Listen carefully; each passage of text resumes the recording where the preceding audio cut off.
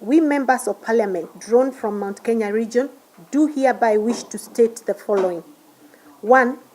That Uhuru Kenyatta is the President of the Republic of Kenya and deserves utmost respect from all Kenyans, but especially leaders and more so those elected under his party. 2. That President Kenyatta's constitutional mandate requires him to develop the whole country without any form of bias or discrimination. 3. That it is the mandate of elected leaders, both local and regional, to lobby for resources as well as development for their specific individual regions, counties, and constituencies. 4. That as leaders from the Mount Kenya region, we would like to assure our voters and supporters that we have been engaging the President and his government through a structured framework which was established late last year in Naivasha to lobby on issues related to our region's social, political, and economic development. That as leaders from the region, we appreciate the work that the Jubilee government has done in our region since 2013.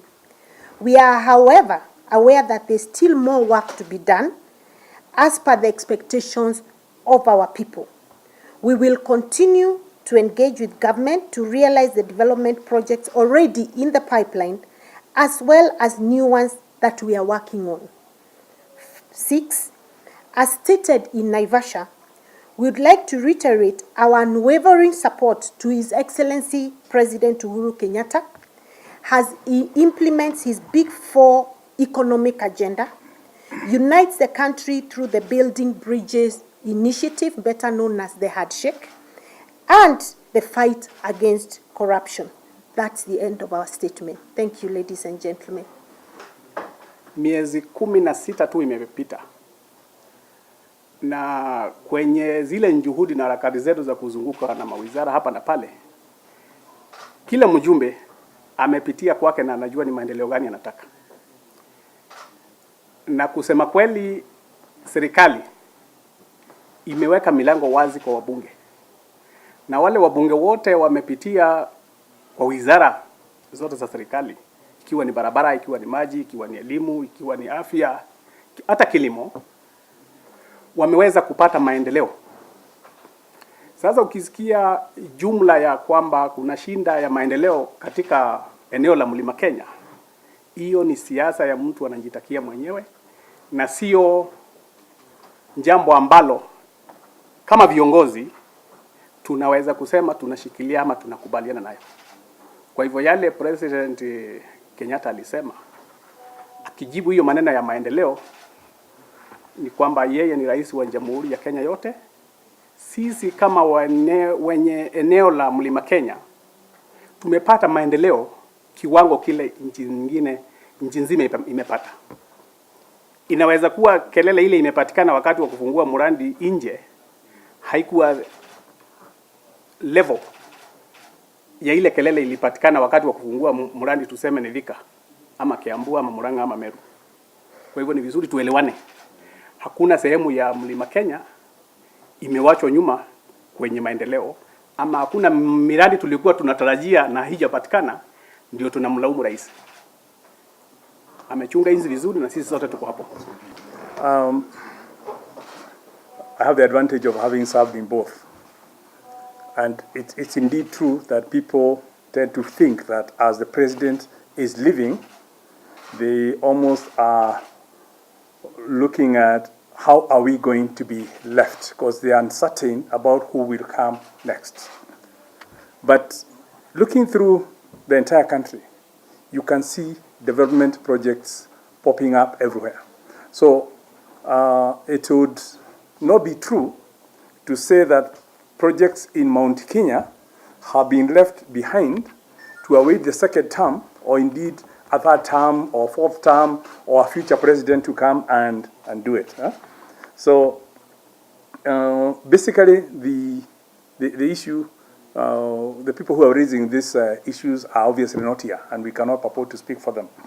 But the ones who are here And we put it very clear in our statement. We recognize there has been development since 2013. And that development is visible across the entire country. It's also visible within our individual constituencies, right? So let's look at what we can see and perhaps avoid those who may be talking because we don't know why they are raising those issues themselves. But it's a legitimate concern of some of the people out of fear. It's human nature to fear what could happen, right? Also because there's still work to be done. Yes, but there's still work to be done. We only 16 months, as Mauke has said. There's still 3 years and a half. President Uhuru is still in office up to 2022. He has a development agenda captured within the Big Four. He has a Vision 2030, which he has also committed to implement. Big Four is only part. There's also the entire development. And there's a medium-term plan that he just launched the other day, which captures development for the entire country, including our own region. That's an interesting question. Yes, I did make a comment. And the reason I made that comment is because I was trying to present the picture about why people who are trying, or some of those people who are trying to present that the region as having been disenfranchised on its development are not being honest. Because we've had a lot of visits by leaders, including the Deputy President in Mount Kenya region, launching projects. So how would we then now wake up and say that we do not have development projects? We don't have enough development projects, and that we have to agree. And that's why we are lobbying as a caucus to ensure, and over the next 3.5 years, we have the development projects that meet the expectations of our people. But to wake up and to say that we do not have development projects means that what you have been saying in the past is actually untrue. Because we have been going around and saying we have launched this project. Why would you then wake up and say there are no projects? That was the point I was making. Final question, yes.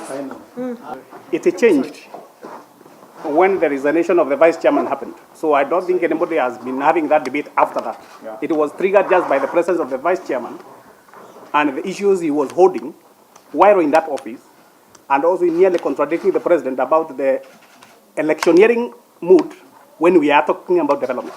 So even here we have nobody who is talking about electioneering. It's about development. Thank you. Thank you. Handshake.